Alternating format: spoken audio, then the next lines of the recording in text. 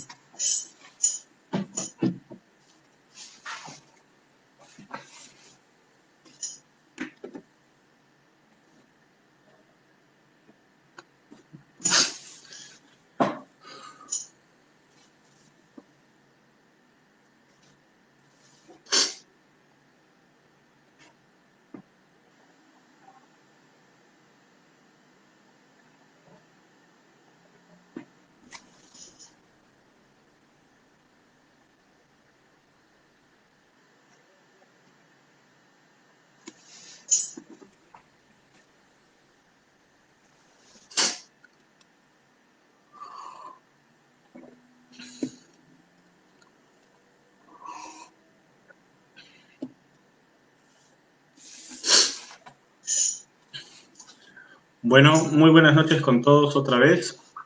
Hoy día vamos a continuar el curso de Introducción a la Logística que iniciamos la semana pasada.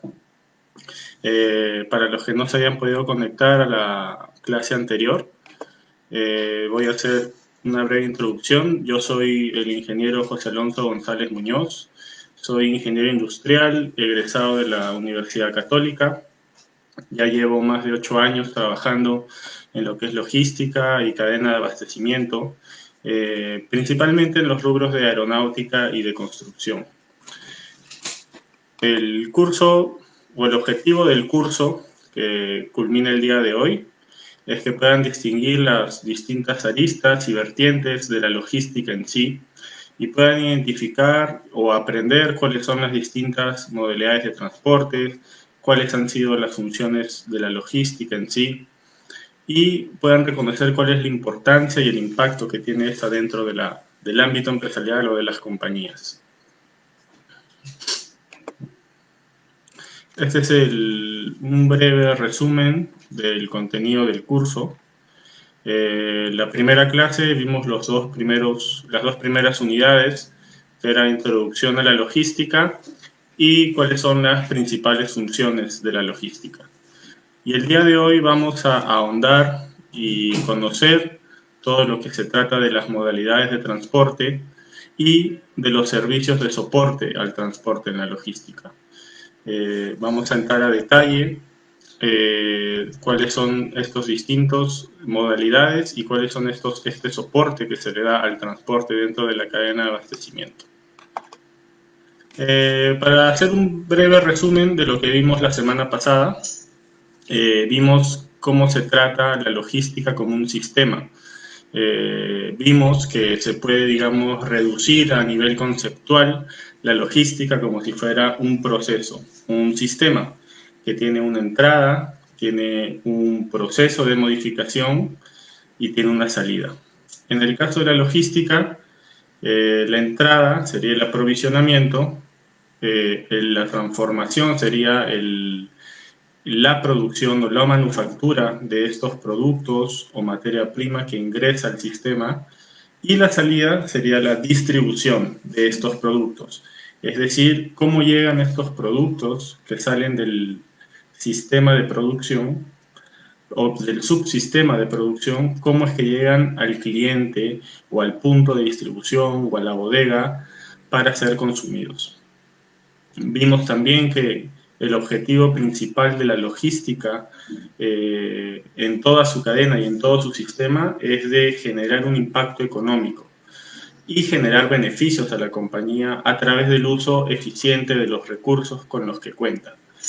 Esto quiere decir que la logística tiene un rol muy importante en el nivel empresarial, ya que es gracias a la logística que uno puede generar ahorro. Ese ahorro es lo que genera el impacto económico en la economía de las compañías. Ese ahorro justamente se logra utilizando de manera eficiente los recursos, ya tanto en cada subsistema del sistema logístico como el aprovisionamiento, la producción y la distribución. Cada eficiencia que se genera en ese pequeño subsistema que forma la cadena logística es lo que genera el ahorro que busca generar el impacto económico.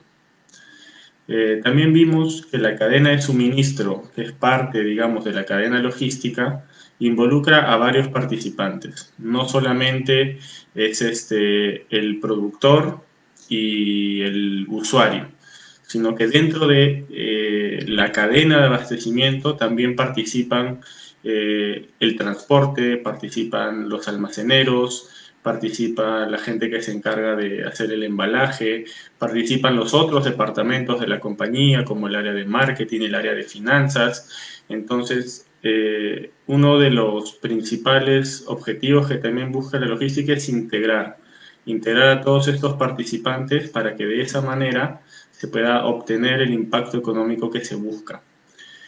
Y también vimos cuáles son las funciones de la logística y lo dividimos en tres puntos esenciales, que era como servicio al cliente, donde la logística busca satisfacer al cliente utilizando la manera más eficiente de los recursos con los que contamos, o cómo satisfacer al cliente sin que genere pérdidas para la compañía. Repasamos un poco la frase conocida, como el cliente siempre tiene la razón, y la reenfocamos de manera que no se trata del cliente siempre tiene la razón, sino se trata de cómo dejo contento a mi cliente sin que me impacte negativamente a mí como compañía. Y esto, la logística se involucra mucho en el sistema de el inventario disponible. Entonces vimos también cómo funciona el aprovisionamiento para justamente generar la disponibilidad del inventario. Entonces, manejando eficientemente estos dos puntos, que es el aprovisionamiento y un uso eficiente de los inventarios, podíamos generar disponibilidad inmediata o disponibilidad oportuna para los requerimientos de nuestros clientes y de esta manera conseguir una satisfacción o un nivel de servicio que el cliente espera. Y vimos también brevemente lo que se trata del transporte. El transporte es en lo que vamos a ahondar más el día de hoy, ya que es un punto crucial en lo que es nuestra cadena logística. Si nosotros queremos justamente generar un impacto económico y generar eficiencia en nuestra cadena logística, es importante que manejemos una red eficiente de transporte, que sepamos ubicar los puntos, sepamos ubicar qué modo de transporte es el que necesitamos para lograr el nivel de servicio que nuestro cliente requiere. Entonces hoy día vamos a ahondar y a ver más a detalle lo que es el transporte en la logística. Para empezar vamos a ver cuáles son las modalidades del transporte. Y antes de entrar a detalle a las distintas modalidades, quisiera que repasemos un poco lo que es el transporte en sí. Hoy en día es sabido por todos que el transporte es necesario para realizar todo tipo de actividades cotidianas, como ir al trabajo, ir a centros de recreamiento, como centros comerciales, para ir a cualquier lado, viajar a otro país, visitar a algún familiar. Para todo eso se necesita el transporte. Y hay distintos medios para transportarse. Ahora, hoy en día, hay transporte eléctrico, están los buses, los carros, incluso los scooters eléctricos, que son muy convencionales hoy en día para transportarse en distancias cortas. Entonces, aquí podemos ver que el transporte es en sí el traslado de un punto a otro. Es un medio en sí, no tiene un objetivo propio, por así decirlo, sino que tiene más un sentido de dar acceso o tener acceso a bienes, a mercancías, a lugares donde donde uno se requiere movilizar. Entonces, podemos ver cuando uno quiere ir a una biblioteca, a un hospital, el transporte va a ser el medio por el cual va a llegar a ese destino. Y no tendríamos acceso a ese destino si no tuviéramos las herramientas o los vehículos para llegar ahí. Entonces el transporte está en nuestra vida cotidiana y también está en el ámbito empresarial. Ahora, acá hay un concepto que va a servir de base para lo que vamos a ver después en las modalidades de transporte, y lo cual es la integración logística del transporte. La integración logística de transporte, como lo define de buen Ricarday en su libro de 1990, la integración logística del transporte es su inclusión en el aparato comercial y productivo. Esto quiere decir que es el funcionamiento del transporte como área coordinada y en conjunta, como las demás áreas de las empresas, para obtener mejores beneficios. Entonces, la integración logística del transporte quiere decir que se debe tratar de manera conjunta con las demás áreas externas para poder generar una red efectiva y que fluya de manera eficiente. No debemos tampoco tener cuidado y confundir cuál es la integración logística del transporte y cuál es la integración del transporte en la logística, que son dos conceptos distintos y los vamos a pasar a diferenciar ahora a continuación. Como vimos en la clase de la semana pasada, la logística abarca distintas actividades. Tenemos el aprovisionamiento, tenemos la producción, el almacenaje, el servicio al cliente y la distribución. Y vimos que bajo este enfoque la logística funciona como un sistema, compuesto de estos subsistemas, que son los que acabamos de mencionar. Entonces, el transporte vendría a formar parte de este sistema. Esto quiere decir que de esta manera el transporte se integra al sistema logístico. El transporte es parte para el funcionamiento del sistema logístico. Esto significa la integración del transporte a la logística, que debemos diferenciar de cuál es la integración logística del transporte. La integración logística del transporte se refiere a incluir los diferentes modos de transporte de manera articulada. Es decir, que esto funciona o se refiere específicamente al subsistema de transporte, no de manera macro a todo el sistema de la logística. Entonces podemos concluir que la integración logística del transporte es la planeación, la implementación y control del flujo efectivo de los modos de transporte, para de esta manera hacer más eficiente y competitivo el movimiento de nuestra carga o de la carga de las empresas y lograr una adecuada coordinación entre los usuarios y los proveedores de estos servicios. Ahora vamos a entrar más a detalle cómo podemos lograr esta integración logística del transporte, que básicamente es buscar eficiencia dentro del subsistema de transporte en la cadena logística. Ahora, es importante mencionar que el subsistema de transporte implica o abarca también una toma de decisiones. Estas decisiones deben ser tomadas luego de realizar una evaluación, sobre todo enfocada a cuál es el nivel de servicio que uno quiere lograr. Digamos que si mi objetivo o el nivel de servicio que yo quiero obtener es que mi cliente obtenga su producto de la manera más segura posible, yo voy a evaluar un transporte que me dé esas condiciones, que priorice la seguridad por encima del costo, por encima del vehículo a utilizar. Pero sin embargo, si yo quiero un nivel de servicio, porque así lo requiere mi mercado, que el nivel de seguridad no sea tan alto, pero sin embargo sí sea más importante el tiempo de traslado o el costo, entonces yo voy a evaluar utilizar un transporte que me permita realizar eso.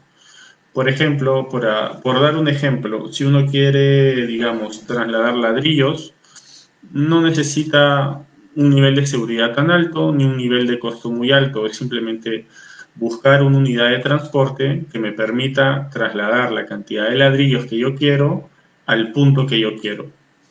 Obviamente hay un nivel de seguridad para evitar que los ladrillos se caigan durante el camino, que la unidad del vehículo esté funcional y operativa y que no se sufra ninguna avería en el traslado. Pero más allá de eso, digamos que una unidad convencional de transporte como un camión nos puede ayudar.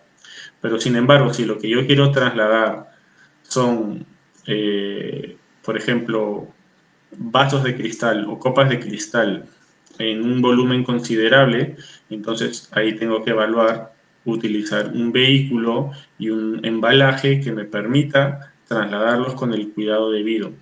Porque si no tengo esto en consideración, puedo generar pérdidas al generar productos que lleguen averiados o rotos al destino, lo cual impactaría negativamente en la economía de mi compañía. Es por eso que estos factores son los que se tienen que tomar en cuenta para cuando uno vaya a decidir sobre el transporte a utilizar. A grandes rasgos, como lo menciono acá, pueden ser el costo, si voy a usar un transporte propio o voy a tercerizar el servicio. Eso depende mucho del volumen que yo mueva y de cuáles son las frecuencias que yo voy a tener. Cuál va a ser el modo de transporte, si va a ser marítimo, aéreo, terrestre, ferroviario, ya lo vamos a ver a detalle más adelante. La calidad del servicio de transporte, como lo decía en el ejemplo de los ladrillos, la programación y el diseño de la red de transporte, entre algunos otros más. Acá mencionamos el diseño de la red de transporte. Y esta es una parte estratégica dentro de la cadena logística.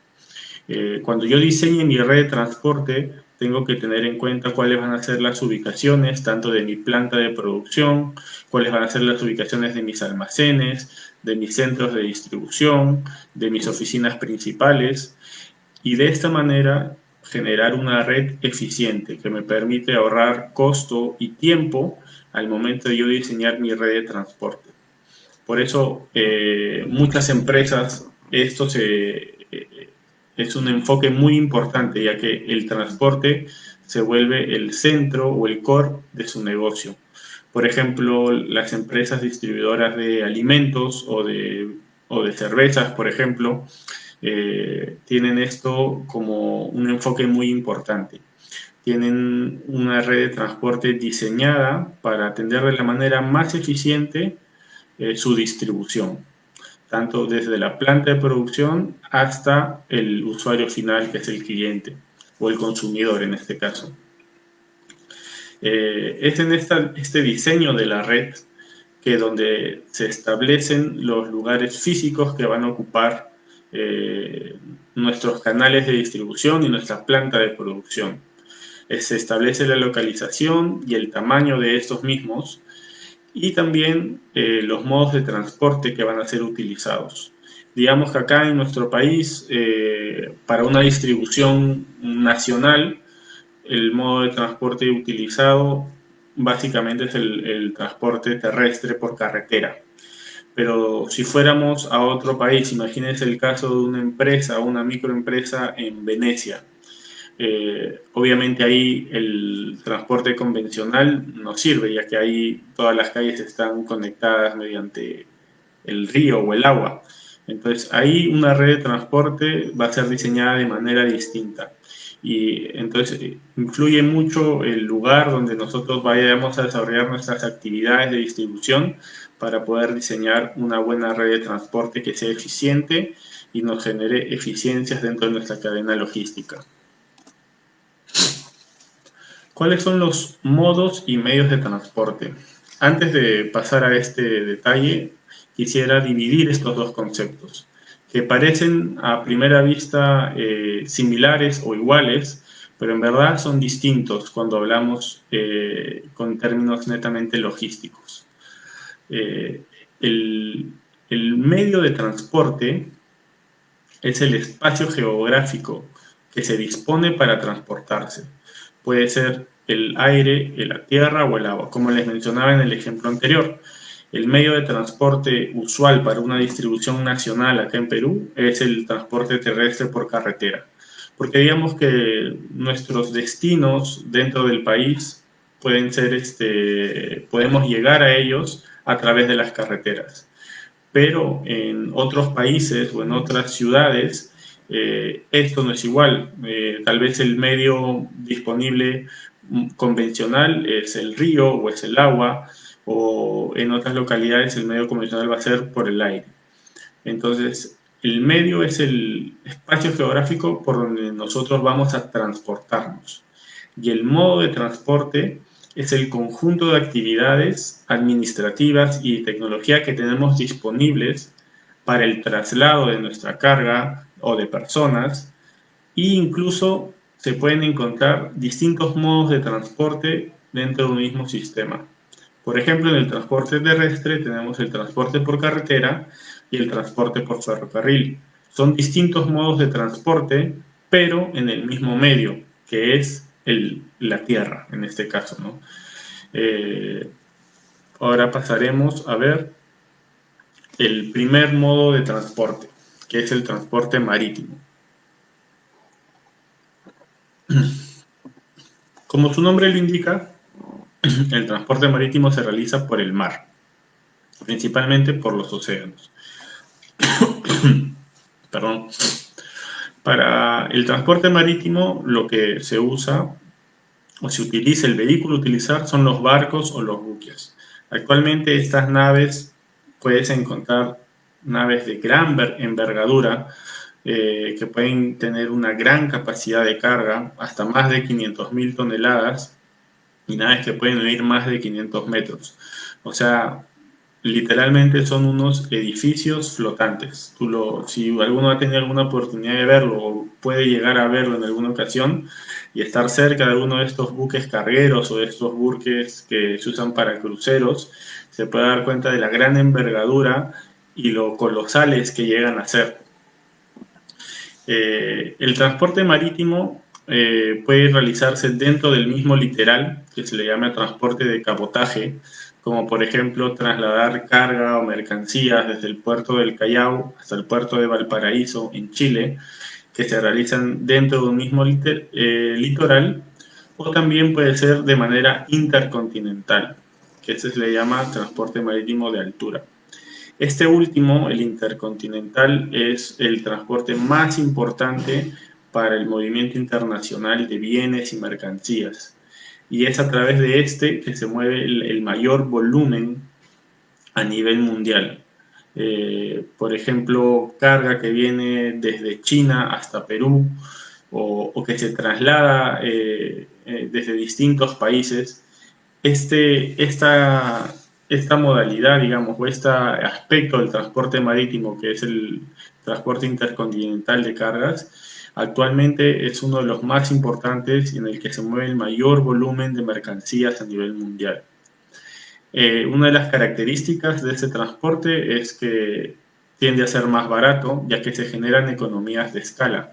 Al llevar un mayor volumen de carga, permite que el costo pueda ser absorbido entre una mayor cantidad de mercancías, por lo que el costo de transporte marítimo llega a ser más beneficioso económicamente y al mismo tiempo permite llevar cargas más grandes y pesadas a un nivel económico que nos beneficie como compañía. Acá quiero resaltar cuáles son las ventajas y desventajas de utilizar el transporte marítimo. Como lo mencionaba, las ventajas que tiene el transporte marítimo son la gran capacidad para trasladar y la competitividad que nos va a generar a nivel de costo, ya que si nosotros queremos llevar o mandar o enviar o trasladar cargas muy grandes hacia otros países, el transporte marítimo va a ser el más indicado, ya que va a ser el que nos impacte menos económicamente y que al mismo tiempo nos genere economías de escala. Nosotros vamos a tener la seguridad de poder generar o producir un mayor volumen de productos, sabiendo que vamos a contar con el medio de transporte indicado para trasladar toda esa cantidad a un nivel de costo mucho más beneficioso que utilizar otro modo de transporte.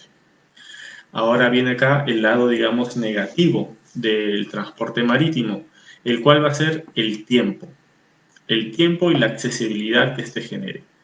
La accesibilidad, ¿por qué? Porque obviamente los buques solo pueden llegar o digamos pueden parar en puertos determinados. No pueden parar en cualquier lugar del litoral de un país, sino son puertos asignados en los que estos buques cargueros pueden descargar todas las mercancías que están trasladando. Y lo usual es que estos puertos no estén tan cercanos a los puntos de producción o a los puntos de distribución o al destino final que uno quiere llegar. Entonces va a ser necesario el complemento de otro transporte, como el transporte por carretera, para poder llegar a nuestro destino final. Y obviamente el tiempo, ya que el transporte marítimo tiene un tiempo de traslado mayor comparado al de otros transportes, ya que las distancias que se recorren son muy largas y el vehículo que se utiliza en este caso, que son los buques, avanzan a cierta velocidad o a una velocidad máxima permitida, lo que genera que el tiempo de traslado sea mayor.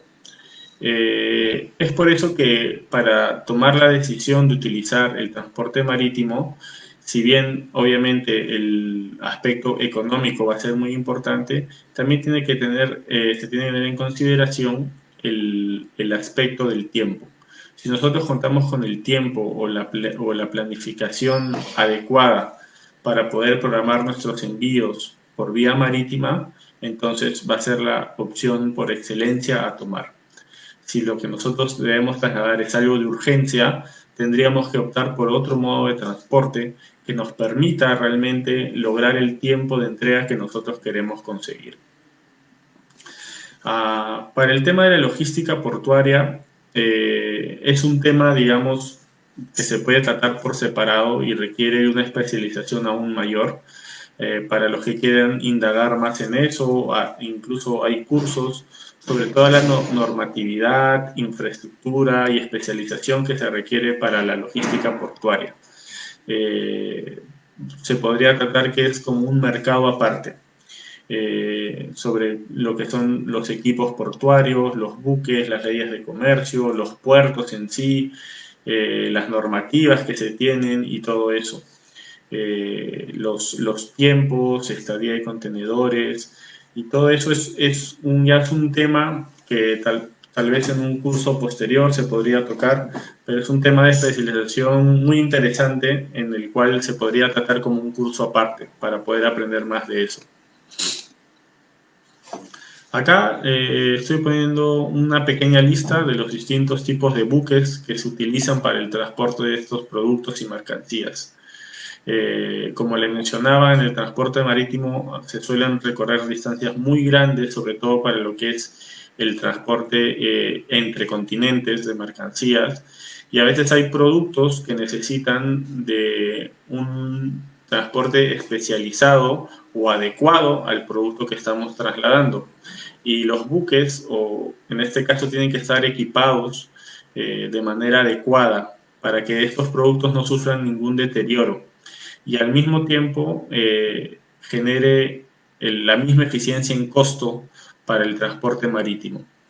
Entre los distintos tipos de buque tenemos los buques de carga general, que es en los que, como dice su nombre, se lleva carga general de distinto tipo, sin ningún tipo de especialización en el vehículo en sí. Tenemos los buques graneleros, que son los buques que llevan, como dice su nombre, carga a granel, donde se puede llevar, por ejemplo, granos de maíz. Estos buques tienen bodegas especiales para llevar esta materia prima o estos productos. Tenemos también los buques mineraleros, como su nombre lo dice, llevan minerales, puede ser cobre, puede ser incluso oro, o otros tipos de minerales. Pero son buques que cuentan con cámaras especiales para trasladar eso. Tienen sus medidas de seguridad, por ahí tienen también una infraestructura distinta a un buque de carga general convencional. Tenemos los buques tanques, que es como el que se puede ver en la primera imagen de la diapositiva, donde acá donde se trasladan básicamente lo que son gases licuados y líquidos, ¿no? Entonces, por ejemplo, para el traslado del petróleo se usan este tipo de buques. A veces se trasladan grandes cantidades de petróleo entre un país y otro, y trasladar el petróleo debe realizarse con las medidas de precaución adecuadas. Es por eso que hay buques que están construidos específicamente para llevar el petróleo, por ejemplo. Tienen tanques de conservación y donde se almacena el petróleo para llevarlo y en la cantidad de tiempo necesaria para llegar al destino final. Tenemos los buques frigoríficos también, donde su nombre lo dice, están diseñados para mantener una cadena de frío. Usualmente se trasladan productos derivados de la pesca para que los alimentos no se deterioren, aunque estos buques en la actualidad ya no se están usando mucho, ya que ahora existen contenedores que tienen estas características de mantener la cadena de frío para que el producto no se deteriore. Entonces, lo que se suele usar mayormente es un buque, que sea un buque portacontenedores, un buque de carga general, donde estén estos contenedores ya diseñados para mantener la cadena de frío. Tenemos el buque multipropósito, que como su nombre lo dice, puede usarse para distintos tipos de actividades. Puede ser un buque como un buque de guardia costera, por ejemplo. Acá en Perú no hay muchos de esos, pero en otros países sí, donde normalmente estos buques van patrullando por el litoral de algún país o de alguna ciudad. Tenemos también los buques portacontenedores, que son esos buques enormes que llevan grandes cantidades de contenedores dentro de los cuales hay mercancías diversas, ¿no? Tenemos también los buques de pasajeros, que es básicamente los cruceros, y estos buques pueden, como les mencionaba, pueden ser grandes infraestructuras donde puede considerarse incluso una pequeña ciudad flotante. Y de estos hay de varios tipos. Seguramente si alguno tiene la oportunidad de ir a un crucero, puede saber que incluso dentro de estos buques pueden encontrar incluso hasta centros comerciales, piscinas mismas, hoteles y distintas clases de centros de recreamiento dentro de un buque. Obviamente es un buque de una envergadura considerable. Y también tenemos los buques de transporte que se le dice RoRo, que en este caso es roll-on y roll-off. Estos buques básicamente se utilizan para el transporte de vehículos, que pueden ser automóviles comerciales o vehículos industriales. Estos buques ya cuentan con un sistema, digamos, de rampa, donde los vehículos entran por la proa, perdón, y salen por la popa o por la misma proa del vehículo al llegar al puerto de destino. Si alguna vez ustedes o ya sabían, tal vez se preguntaban cómo es que se trasladan los vehículos al momento de ser importados, es a través del transporte RoRo. El traslado de camiones, incluso de vehículos industriales como montacargas o estos vehículos grandes que se usan para ciertas operaciones de minería, son trasladados o importados entre los países a través del modo RoRo, que es roll-on, roll-off. Ahora vamos a ver un poco lo que es el transporte ferroviario. En este caso, como su nombre lo dice, el transporte ferroviario es a través de trenes o ferrocarriles. Y este es utilizado generalmente para largas distancias y grandes volúmenes de carga o mercancías. Y esto se ve beneficiado gracias a las potentes locomotoras y el bajo consumo de combustible por unidad de carga. Entonces, esto genera que el costo de transporte ferroviario sea relativamente bajo. Sin embargo, es algo un poco evidente que depende mucho de la infraestructura de la ciudad, ya que no todas las ciudades están equipadas de manera eficiente con una cadena ferroviaria. En nuestro país, esta infraestructura es muy limitada, no son muchas las redes ferroviarias por las cuales se puede transportar carga, pero hay otros países donde este sistema o este modo de transporte sí es más intenso y tienen una red diseñada de manera más eficiente y hace que el traslado por carga ferroviaria sea, se realice de manera más que genere un mayor impacto económico. Aunque el transporte ferroviario también exige una especialización en su diseño y en su construcción, a manera de introducción vamos a presentar algunos conceptos básicos. ¿Cuáles son los vehículos ferroviarios? Los vehículos ferroviarios se dividen básicamente en el equipo que genera la tracción y en el equipo de arrastre. El equipo que genera la tracción es en este caso la locomotora. La locomotora es la parte del ferrocarril donde se encuentra el motor, lo que va a generar el movimiento. En este caso puede variar los tipos dependiendo de la energía que se utilice. Puede ser la energía de vapor, que ya es pocamente utilizado, ya casi no existe. También tenemos con las locomotoras que funcionan con energía hidráulica, las que tienen turbina de gas y las que funcionan a combustible diésel. El equipo de arrastre son todos los vehículos diseñados para movilizar las mercancías y van a ir adjuntas, en este caso, a la locomotora. Acá he mencionado algunos equipos de arrastre que suelen utilizarse para el transporte ferroviario. El furgón, que sirve para transportar cualquier tipo de mercancía que tenga que ser protegida del ambiente exterior o de la intemperie.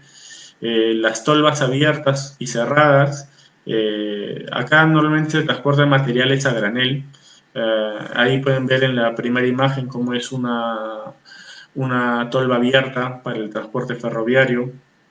Tenemos los carros tanque también que transportan líquidos a través de adjuntos a la locomotora. Pueden ser combustibles, pueden ser gases licuados, puede ser incluso agua en algunos casos que sea necesario transportar este líquido. Tenemos los carros jaula, que es para el transporte de ganado y animales. A veces, un claro ejemplo es antiguamente cómo se trasladaban los circos en otros países a través de los trenes. Seguro en algunas películas o incluso algunas caricaturas animadas han visto que eran en este tipo de tolvas que son a manera de jaula donde se trasladaban a los animales. Tenemos también lo que es el transporte de plataformas o el equipo de arrastre de plataformas que se utiliza para el movimiento de maquinarias, contenedores y remolques. En este caso son, como se dice, plataformas planas en los cuales puede incluso colocarse un contenedor estándar y trasladarse de manera ferroviaria hacia el punto de destino. Y también tenemos pues los vagones para personas, ¿no? Que es en este caso para el transporte de personas. Nosotros acá en el país tenemos, por ejemplo, los que se ubican para trasladarse a Machu Picchu, y ahí pueden encontrar de todo tipo. Hay vagones de lujo, hay vagones estándar. Normalmente la estética de estos vagones o de estos equipos de arrastre suele ser mayor, ¿no? Ya que se está trasladando a las personas y el nivel de confort también va a ser mayor. Obviamente el nivel de servicio o el nivel de confort que se va a encontrar en estos vagones varía, ¿no? Como pasa en los aviones comerciales también, dependiendo de cuánto uno esté dispuesto a pagar, es el que va a obtener el nivel de confort en el vagón que se va a trasladar, ¿no? Ahora pasemos al transporte aéreo. En este caso, como su nombre lo dice, el medio de transporte va a ser el aire. Entre las cualidades de este modo de transporte está la calidad en el servicio, ya que tiene una mayor calidad en el confort, y la confiabilidad. Tiene también la cobertura del mercado, la competitividad y la rapidez con la que puede desplazarse. Algo que cabe o vale la pena resaltar es que el transporte aéreo en la actualidad es uno de los transportes más seguros que existe. La tasa de accidentes del transporte aéreo es incluso menor que la tasa de accidentes del transporte por carretera. Es decir, que uno estadísticamente está más seguro volando en un avión que manejando su propio carro. La industria aeronáutica también es toda una industria o un mercado separado, es un mercado muy bonito, yo he tenido la oportunidad de trabajar en él y está lleno de muchas normas y normativas que van muy enfocadas a la seguridad. Se puede decir que el transporte aéreo está o tiene su núcleo o su enfoque principalmente en la seguridad, ya que este es, digamos que, el pilar sobre el cual se sostiene el transporte aéreo en sí. Si el transporte aéreo tuviera, aunque sea una tasa de 1 o 2% menos en su nivel de seguridad, créanme que no sería un modo de transporte que sea incluso considerado hoy en día. Pero es gracias a esto, al trabajo y al estudio durante todos los años anteriores o a lo que hemos llegado hoy día, que se puede decir que el transporte aéreo es el más seguro del mundo. Una de las ventajas también es las distancias que pueden trasladarse y en un tiempo menor. Al trasladarse por medio del aire, las distancias que cubre a una velocidad mayor son más ventajosas y genera una confiabilidad. Digamos que voy a obtener el producto o mi producto va a llegar a destino en el tiempo menor posible. Si yo quiero trasladar mercancías entre dos países que están lejanos entre sí y no cuento con la planificación de tiempo necesaria que me permita optar por el transporte marítimo, entonces el transporte aéreo va a ser la mejor solución. Si yo necesito transportar algún producto de urgencia, el transporte aéreo va a ser la opción a tomar, ya que va a ser la opción que genere un mayor beneficio en el tiempo de traslado. Por ejemplo, a veces nosotros solemos hablar de productos como mercancías, de cosas inertes, por así decirlo, pero pongámonos en el caso de un trasplante de corazón, que se quiere trasladar el corazón de un punto para ser llevado a una sala de operación que un paciente lo está necesitando de manera urgente. Entonces, en este caso, es lógico y es obvio que el factor más importante es el tiempo. Entonces, tengo que optar por el modo de transporte que me tome la menor cantidad de tiempo para llegar a destino. Y en este caso es por lo que se usa el transporte aéreo. Muchas veces, no sé si han visto a través de helicópteros o avionetas pequeñas que se llevan este tipo de órganos a otros hospitales cuando son casos de urgencia.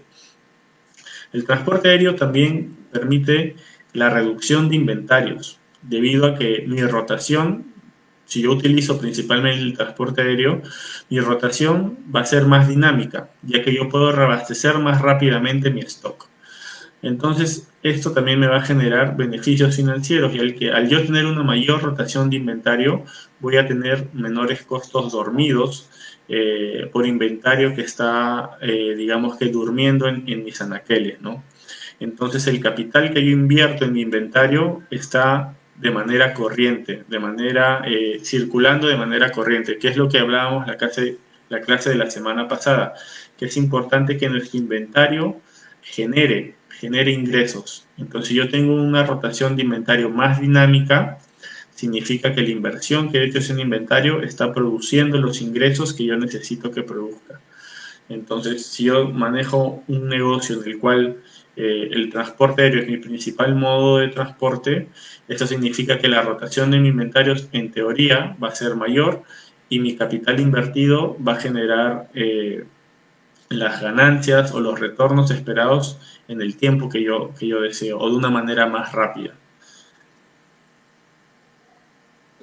En la actualidad, la red de transporte aéreo es inmensa, o sea, digamos que ya no hay lugar en el mundo en el cual no se pueda llegar a través de un avión o acercarnos al menos a través de una aeronave. Prácticamente sabemos que ahora el mundo está conectado a través de esta red aérea. Digamos que Si yo quiero exportar algún producto hacia otro país de otro continente, voy a encontrar la ruta aérea para que yo pueda llegar ahí. Tal vez no sea una ruta directa, sino sea una ruta con conexiones, pero se va a encontrar seguramente la ruta necesaria para yo llegar a mi destino. Ahora, uno, digamos, de las desventajas del transporte aéreo es el volumen que se puede transportar. Si bien en la actualidad existen aviones cargueros, que son aviones de mucha mayor envergadura que un avión comercial de pasajeros, igual el volumen es limitado. Digamos que no hay punto de comparación entre el volumen que puede mover un buque al volumen que puede mover un avión carguero, ¿no?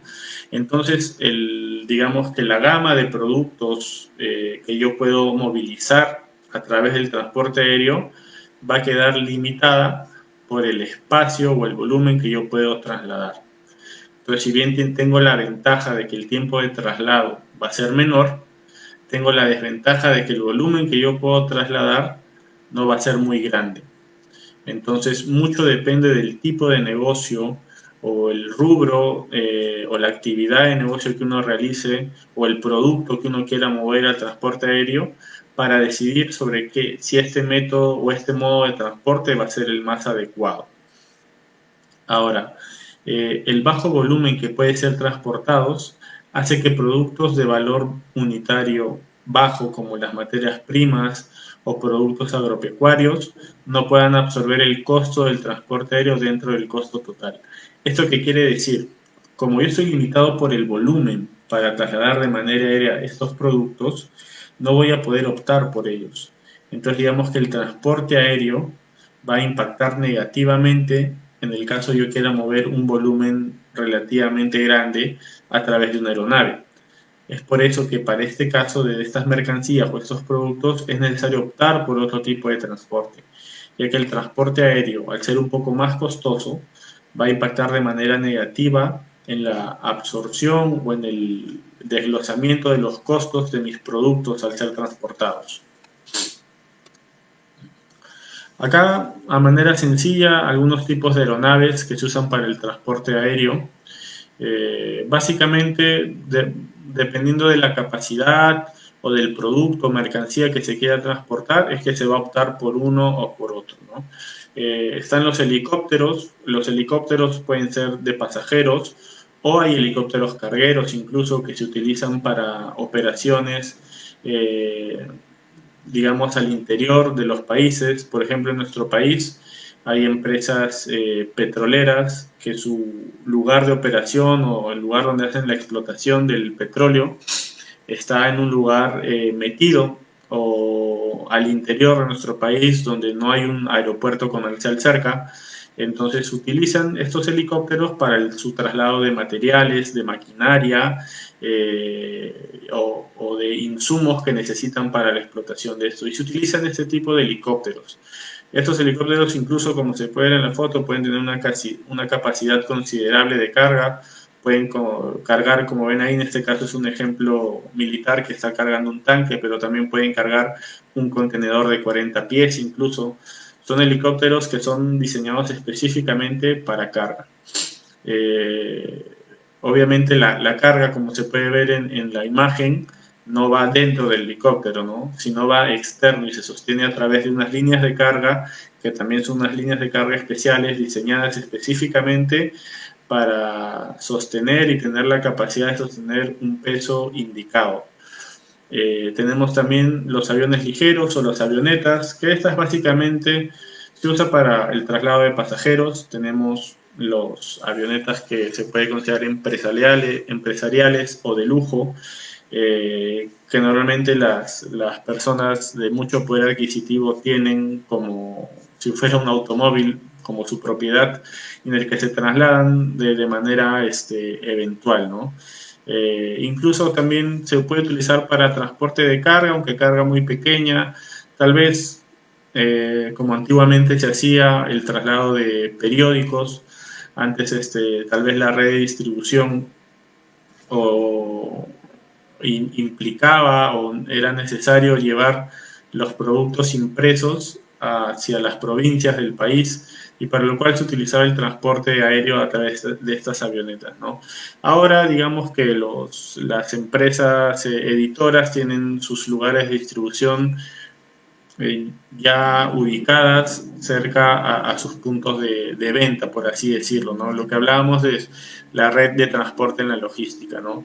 Ya no es necesario que todo se mueva desde Lima hacia las provincias, sino que ya en algunas provincias tienen ubicadas también sus centros de impresión y de editorial, y en el cual distribuyen a sus puntos de venta cercanos, ¿no? Tenemos el avión comercial de pasajeros, que es como el que la mayoría de nosotros conocemos, a través del cual se transportan a las personas y se realizan viajes. Actualmente este mercado, el transporte de pasajeros por avión, es uno de los más dinámicos y que se mueve alrededor de todo el mundo. Y tenemos el avión carguero también, que son los que mencionaba, que son aviones de una mayor envergadura y que tienen una capacidad de carga mayor a un avión comercial, por así decirlo. Y son aeronaves que están específicamente diseñadas para llevar carga. Como se puede ver ahí en la imagen, que es un avión carguero, dentro del avión básicamente es una bodega gigante en la cual se van a apilar y estibar la carga que se va a llevar dentro. No hay, digamos, que sitios para pasajeros, salvo que para el piloto, el copiloto y por ahí 2 o 3 tripulantes más que van de acompañamiento a los pilotos, ¿no? Pero después de eso, el avión está diseñado exclusivamente para llevar carga. Es como un almacén gigante que se mueve por el aire, nada más. Ahora veamos un poco de detalle lo que se trata del transporte terrestre por carretera. Como ya había mencionado antes, dentro del transporte terrestre también tenemos el ferroviario, que lo vimos antes, pero este específicamente es el transporte terrestre por carretera. Cabe decir que el transporte terrestre por carretera, como lo mencionaba yo también hace un momento, es el principal modo de transporte para la distribución dentro de un mismo país. En este caso, en el nuestro, es digamos que la principal red de transporte para la distribución de nuestros productos dentro de las fronteras de nuestro país, ¿no? También, obviamente, es utilizado para transporte internacional, aunque las distancias son más largas y ahí tiene que entrar en juego la evaluación que uno va a tomar sobre qué tipo de transporte y qué nivel de servicio quiero ofrecer para determinar si es necesario que yo haga mi transporte por carretera de manera internacional. A países cercanos, digamos, es viable si uno quiere transportar productos de Perú a Chile o Ecuador o a Colombia o a Bolivia, puede ser tal vez viable hacerlo por carretera, incluso a Brasil. Pero si estamos hablando de países de Centroamérica o de Norteamérica, es evidente que el transporte por carretera no va a ser una opción viable, ¿no? Este tipo de transporte puede llegar a casi cualquier lado y no necesita terminales muy especializadas. Esto quiere decir, no es como en el transporte marítimo, donde los buques necesariamente tienen que calar en un puerto para desestivar la carga que están trasladando, o como las aeronaves o aviones que tienen que llegar ya sea a un aeropuerto o a un helipuerto donde puedan aterrizar para desestivar la carga. En el caso del transporte por carretera no es necesario así. Uno puede llegar a su destino sin que sea un lugar especializado para la desestiva de mi carga. Es decir, que ofrece una mayor flexibilidad para la llegada a destino de mi carga. Y de esta manera no puedo entregar al destinatario sin necesidad de realizar rupturas de carga, como en el caso del servicio de puerta a puerta. Por ejemplo, haciendo un paréntesis, una ruptura de carga significa el momento en el cual mi carga va a ser trasladada de un vehículo a otro o va a ser manipulada de un vehículo a otro. En el caso del transporte terrestre, si es dentro de un mismo país, como en nuestro caso, puedo ofrecer el servicio de puerta a puerta, es decir, que mi producto sale desde la puerta de mi almacén o de mi centro de distribución y puede llegar a la puerta de mi cliente o del usuario final en un solo vehículo. No va a ser necesaria que mi carga sea manipulada para trasladar entre dos distintos modos de transporte. Eh, lo que también genera, digamos que un nivel de seguridad un poco mayor, ya que la manipulación de mi carga va a ser menor. Además, también nos da la flexibilidad de que se puede utilizar en cualquier momento, ¿no? Digamos que la programación de rutas para el transporte marítimo o aéreo sigue una programación, digamos, ya establecida, ¿no? Esto no significa que en el transporte terrestre no siga una programación, de hecho sí la sigue, pero digamos que me puede ofrecer la flexibilidad de yo poder utilizarla en el momento en que yo lo solicito. Si tengo la disponibilidad de utilizar mi propio transporte, yo puedo elegir el traslado de mi carga a la hora que yo decida conveniente y no depender de una programación que está normada o está supervisada por otras entidades, como en el caso del transporte aéreo o el transporte marítimo. Este modo de transporte es por excelencia el modo de transporte complementario, es decir, que complementa al transporte marítimo, al transporte ferroviario o al transporte aéreo. Al tener, digamos, una accesibilidad mayor, ya que no necesita de puertos o aeropuertos o lugares especializados en los cuales tiene que estivar y desestivar, sirve de complemento perfecto para los otros modos de transporte que sí lo necesitan. Por ejemplo, para el transporte de contenedores, en el caso del transporte marítimo, el buque llega a puerto, luego se desestivan los contenedores el camión, hay camiones de plataforma que están en la capacidad para trasladar un contenedor completo y puede trasladar el contenedor desde el puerto de donde desembarcó el buque hasta el punto de destino. Es decir, que sirve como complemento para el transporte marítimo. Y lo mismo para el transporte aéreo. El transporte aéreo, el avión aterriza en el aeropuerto, desestiva la carga que está llevando y esta carga luego es llevada a través de estos vehículos por carretera hacia el destinatario final. Ahora, en los vehículos de autotransporte que conocemos mayormente está el autobús, que sirve para transportar personas, por ahí alguna carga pequeña, como encomiendas y paquetes pequeños. Tenemos el camión unitario, que es como el que está en la primera imagen, que es un camión con, digamos, un chasis unitario, tiene su tolva y ahí se pueden llevar productos medianos y pequeños, ¿no? Tenemos el camión remolque y los camiones articulados y doblemente articulados que sirven para llevar un mayor volumen de carga. En el país se utilizan de este tipo de vehículos mayormente, los pueden ver en cualquiera de ellos en las carreteras del país. El uso de estos depende mucho del producto o la mercancía que se va a trasladar y el volumen de estos también. Por ejemplo, para una empresa que va a hacer el reparto de una empresa productora de bebidas que va a hacer la distribución de estas mismas, un camión remolque o un camión articulado es el que le va a servir y de hecho es los que utilizan para la distribución de estos mismos, ¿no? Si lo que yo produzco son, digamos, servilletas y digamos que el volumen que yo distribuyo no es tan alto, un camión unitario bastaría para que yo llegue a mi cliente, ¿no? O el transporte que yo voy a subcontratar depende mucho también el volumen que yo quiera mover para saber cuál de este tipo de vehículos optar, ¿no es cierto? Y acá, justo hablando de cómo el transporte terrestre sirve de complemento para los otros modos de transporte, es donde viene a entrar el concepto del transporte multimodal e intermodal. Para hacer una pequeña diferencia entre estos dos conceptos, el transporte multimodal, por el prefijo multi, significa muchos, y el prefijo inter, de intermodal, que significa entre o en medio. Entonces, hay veces que se confunde el uso de estos términos aunque ambos conceptos comúnmente se usan de forma indistinta. Estos términos son utilizados para aquellos flujos donde los materiales son utilizados por dos o más modos de transporte.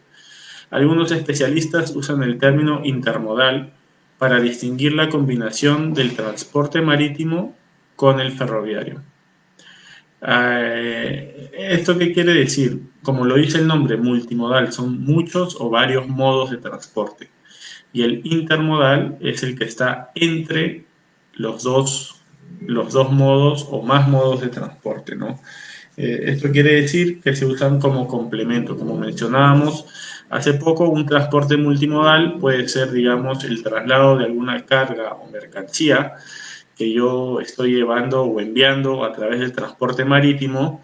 Obviamente la carga se mueve en un contenedor, en un buque, y al llegar a puerto, este contenedor es trasladado o puesto encima de la plataforma de un camión, y este camión va al punto de destino.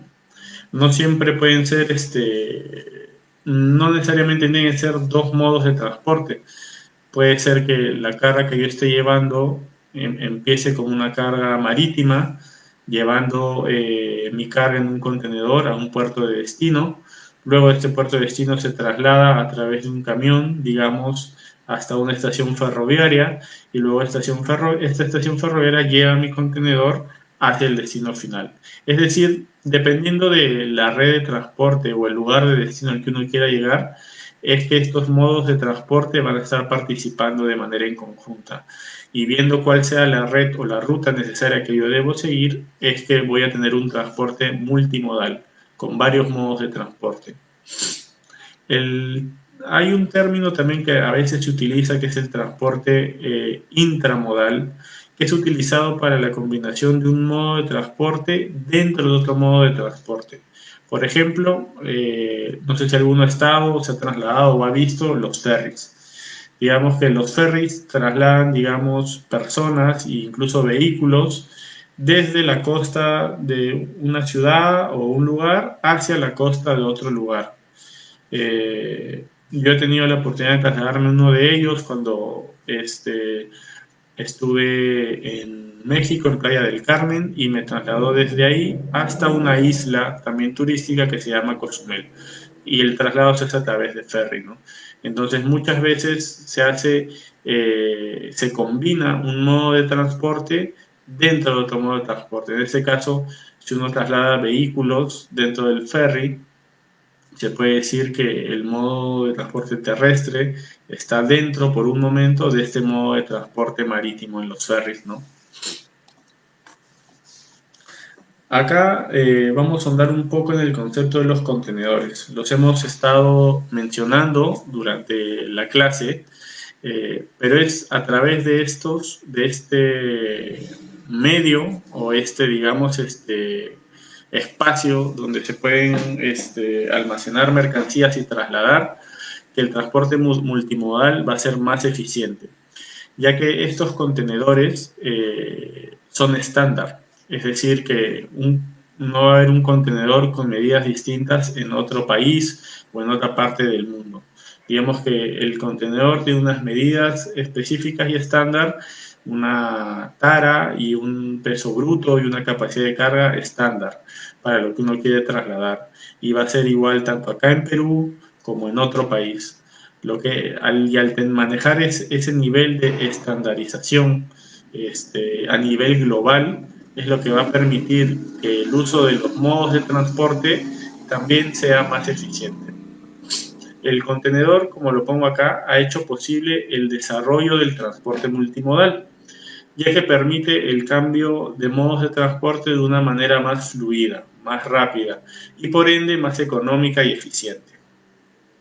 Estos contenedores, como dije, son recipientes que tienen medidas estandarizadas. Los más conocidos son los de 20 pies y los de 40 pies. Y son básicamente estos los que se utilizan. Tenemos el contenedor de 20 pies cúbicos, el contenedor de 40 pies cúbicos y el contenedor de 40 pies cúbicos HC, que significa High Cube. Estos son idénticos a los contenedores de 40 pies estándar, simplemente que tienen una altura un poco mayor. Si no me equivoco, aproximadamente unos 28 a 30 centímetros más de altura que el contenedor de 40 pies cúbicos estándar.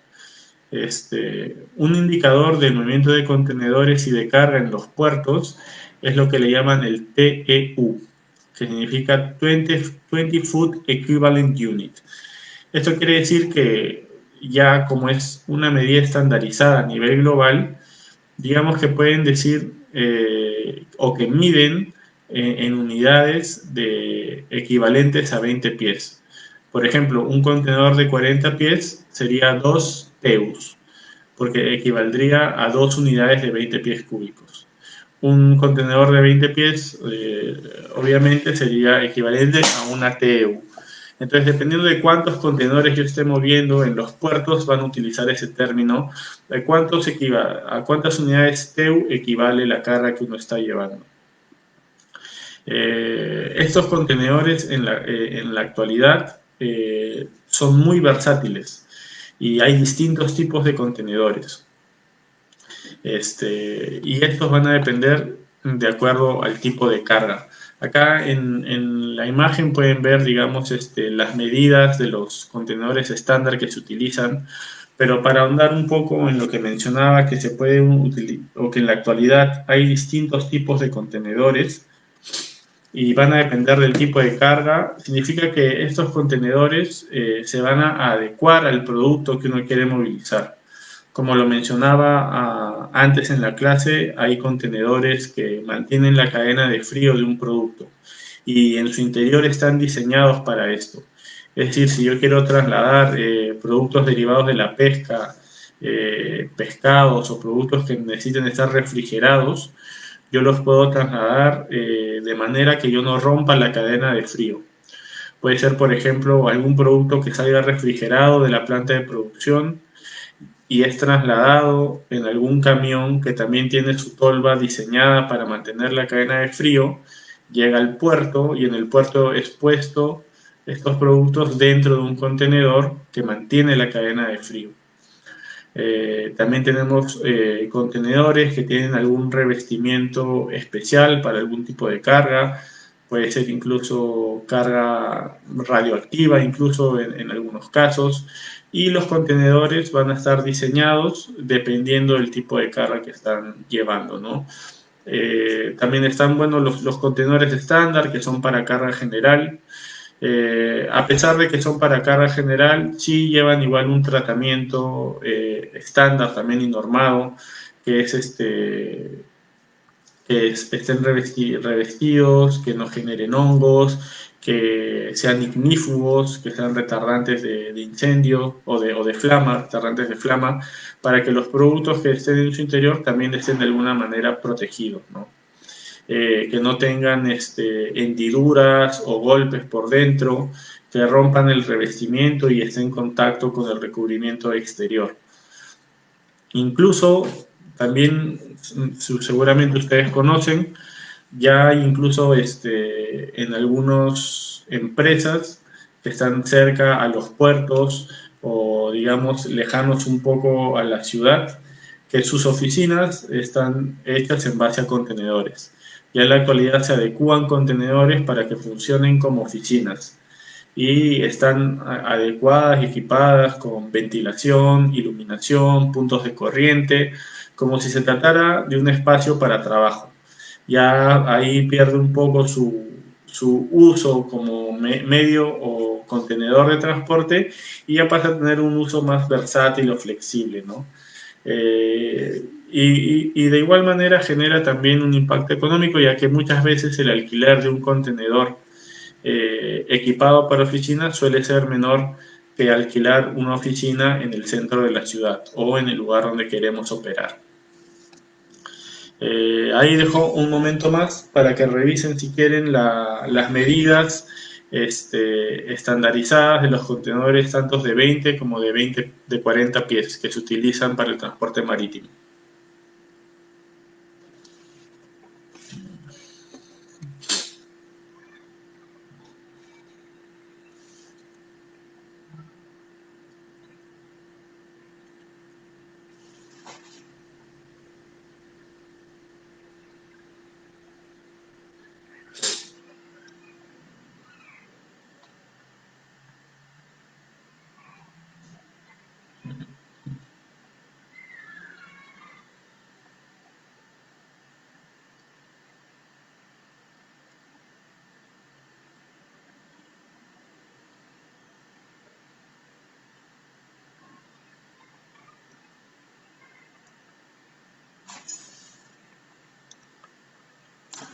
Bueno, y para continuar, vamos a hacer una pequeña comparación entre los distintos modos de transporte que hemos visto en esta unidad. Como lo he estado mencionando, cada modo de transporte tiene ciertos atributos que son bien beneficiosos o también algunos atributos que pueden ser contraproducentes. Es decir, algunos tienen ventajas y otros tienen desventajas. Y estos se adecúan, como lo decía, a las necesidades específicas de cada organización o empresa. Para esta clasificación de los modos de transporte, según el libro de Bower-Soxiclos del 2008, se utiliza estos 5 conceptos, estos 5 criterios: la velocidad, la disponibilidad, la capacidad, la confiabilidad, la frecuencia y el costo. Entonces, es en base a estos 6 criterios, en base a estos 6 criterios, que es que vamos a hacer una pequeña comparación de los modos de transporte. La velocidad se refiere al tiempo transcurrido en el tránsito de los vehículos, es decir, el tiempo de traslado. Cuánto demora cada modo de transporte en aspectos generales, ¿no? ¿Cuál es el más rápido? ¿Cuál me ofrece un menor tiempo de traslado? La disponibilidad se refiere a la capacidad de dar servicio a cualquier lugar. Es decir, qué modo de transporte me permite operar de manera más flexible, sin necesidad de yo tener un lugar especial o especializado o adaptado en el cual yo necesariamente tengo que llegar. La confiabilidad se refiere a la diferencia entre las entregas programadas y las entregas reales. Es decir, qué tan confiable es un modo de transporte. ¿Qué modo de transporte me va a asegurar que una vez que salga de mi punto de distribución va a llegar en la misma condición a mi punto de destino o a donde está mi cliente? Acá va a indicar qué modo de transporte es el más confiable, o el que me va a generar una menor tasa de pérdidas, por así decirlo. Capacidad se refiere a la posibilidad de atender requerimientos como tamaño y peso, es decir, qué modo de transporte me permite una mayor capacidad, un mayor volumen de atención de mis productos, de traslado de mis productos. Frecuencia es la relación de movimientos programados. Es decir, digamos que con qué dinámica estoy moviendo yo mis productos, ¿no?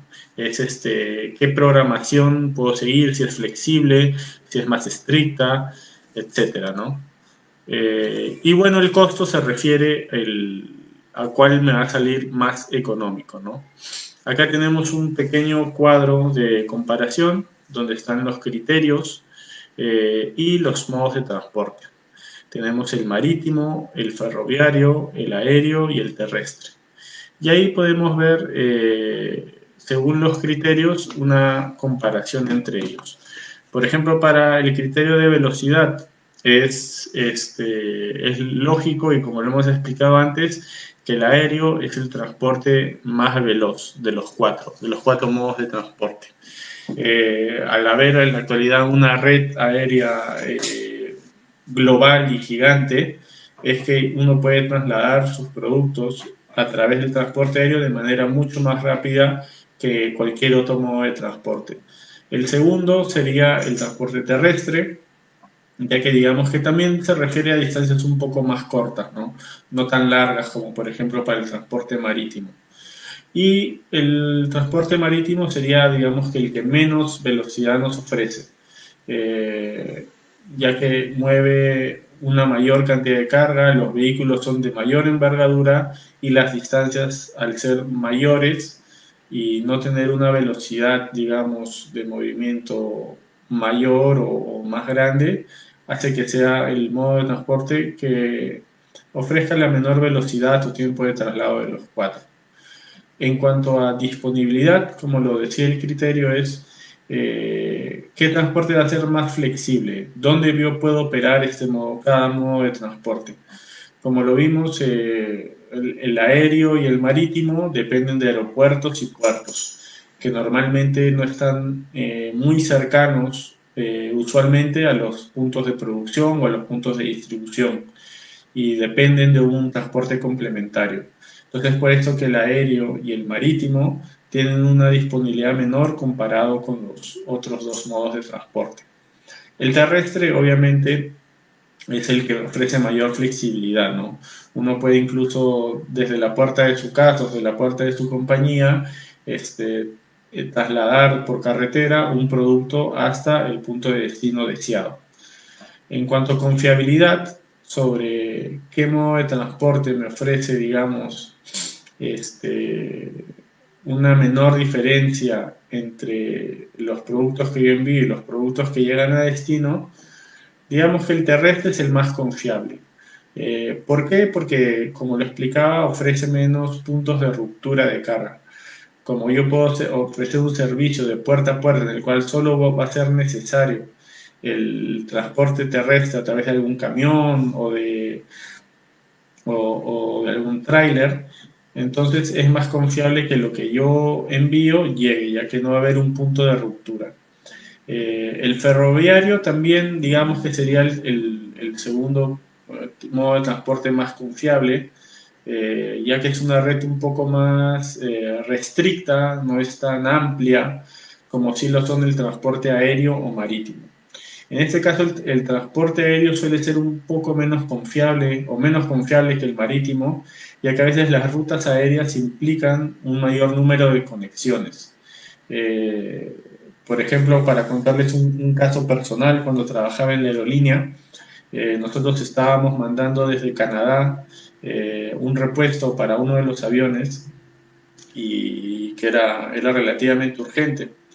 Y al momento de llegar acá a Lima, al Callao, al aeropuerto, y nuestro equipo de aduanas fue a ir a realizar el desaduanaje, se encontró que nuestra carga, o lo que digamos, lo que era nuestra carga, eh, no coincidía con lo que nos tenían que enviar. Nos tenían que enviar un repuesto de avión y lo que llegó consignado para nosotros era un equipo médico, que no tenía nada que ver con lo que estábamos pidiendo.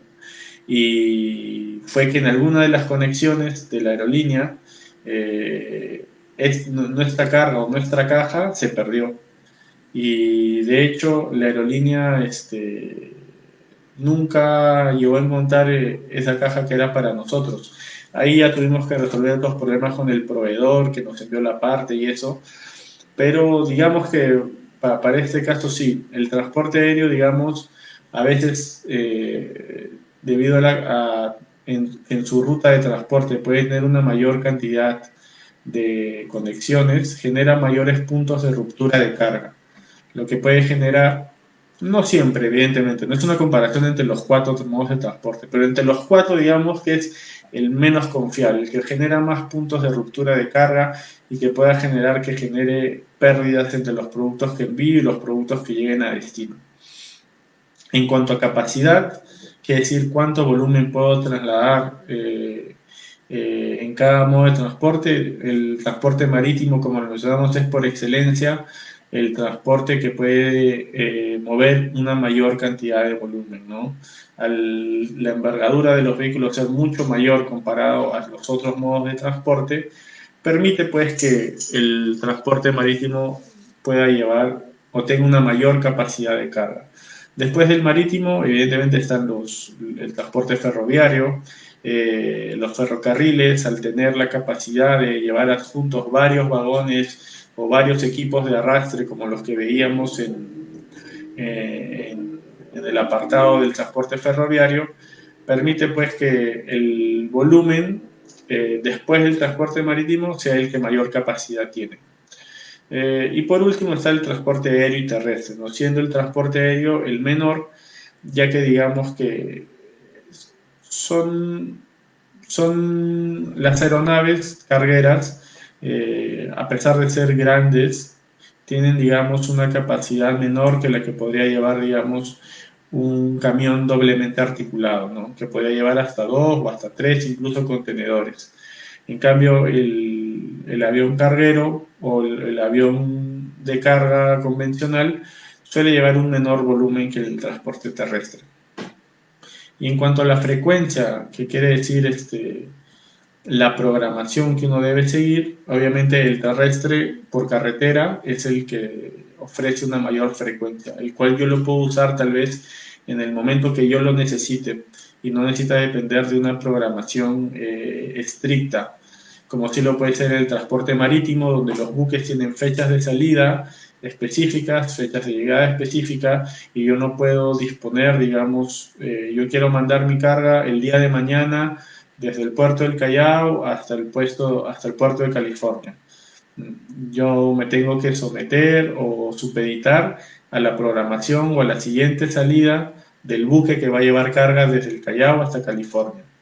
Y lo mismo para el transporte ferroviario, ya que al ser una red un poco más restricta y tiene que estar implementada, no hay muchos, digamos, que puertos ferroviarios y en los cuales también tienen una programación estricta. No necesariamente va a ser con una frecuencia tan seguida como sí lo es el transporte aéreo, por ejemplo. Al ser el transporte aéreo una industria global y grande, tiene una programación más dinámica. Digamos que hay vuelos a diario y vuelos que son incluso con una frecuencia mayor a una vez por día. Entonces, después del terrestre, el modo de transporte que me va a permitir una mayor frecuencia en las salidas es el transporte aéreo. Y ahora acá, con las disculpas del caso, faltó el criterio del costo. Y en cuanto al costo, el transporte aéreo es el que va a llevarse el número uno. Es el transporte que por unidad de carga sale más costoso. Tiene la ventaja de que es el más veloz, pero al mismo tiempo el costo es mayor. Ya que uno, la capacidad de carga es más restricta y digamos que otros costos involucrados en esta industria como el combustible, etcétera, involucran que el costo del flete sea mayor. El transporte más económico, digamos, sería el transporte marítimo, ya que genera o permite generar economías de escala al poder llevar un mayor volumen de carga, lo que permite que los costos involucrados en el transporte, como el costo del combustible, puedan ser absorbidos por una mayor cantidad de mercancías que se están siendo trasladadas. Luego vendría el transporte ferroviario como el menos costoso y el número 2 se lo llevaría el transporte terrestre, ¿no? Ahora con esto hemos terminado, digamos, la unidad de transporte o los modos de transporte y vamos a pasar a los servicios de soporte al transporte. Hemos hablado en esta unidad mucho de cómo se trasladan las cargas o mercancías a través de los distintos modos de transporte, pero ahora tenemos que ver un poco a detalle cómo es que se transportan estas cargas, qué nos va a ayudar a que estas cargas sean transportadas o trasladadas de un punto a otro. Es por eso que acá voy a entrar un poco de detalle sobre cuáles son estos servicios de soporte al transporte. Los servicios de apoyo al transporte son aquellos elementos, tecnologías o actividades que son complementarias y que permiten que los puntos de ruptura de carga se realicen de forma rápida y eficiente, que proteja el producto y que tanto el servicio al cliente como la información sean efectivos para la toma de decisiones oportunas. ¿Qué quiere decir esto? Que los servicios de apoyo al transporte van a ser todas las herramientas que me van a permitir tener una información oportuna de mis productos y de la mercancía que yo estoy trasladando. Va a ser todas esas herramientas que van a permitir que mis productos sean trasladados de la manera más segura a mi puerto de destino o a mi punto de destino. Van a ser aquellas herramientas que me permitan generar eficiencia en el transporte, en toda la cadena de transporte que yo voy a tener. Si yo voy a tener, digamos, una red de transporte donde va a ser necesario que yo tenga un transporte multimodal, es decir, de varios modos de transporte, va a ser necesario, incluso imperativo, que estas herramientas de apoyo al transporte que yo tenga sean las adecuadas para generar yo la eficiencia y el nivel de servicio que yo quiero obtener. Ahora más adelante, dentro de poco, vamos a ver a detalle cuáles son estas herramientas. Entre las actividades de apoyo al transporte, tenemos los envases, los empaques y los embalajes. Tenemos también los equipos y los sistemas de la manipulación de materiales durante la carga y descarga y las tecnologías de información. Son estos tres grupos que he definido acá o que quiero mencionar acá, los que vamos a ver como lo que sirve como servicio de apoyo al transporte. El envase, el empaque y el embalaje. Este conjunto de herramientas tienen la función de facilitar el transporte o almacenamiento de los productos y además de proteger, dar información y cumplir estrategias de marketing incluso en el caso de los envases. Por ejemplo, vamos a hablar acá del primer punto de este grupo, que es el envase. El envase es el recipiente que tiene contacto directo con el producto.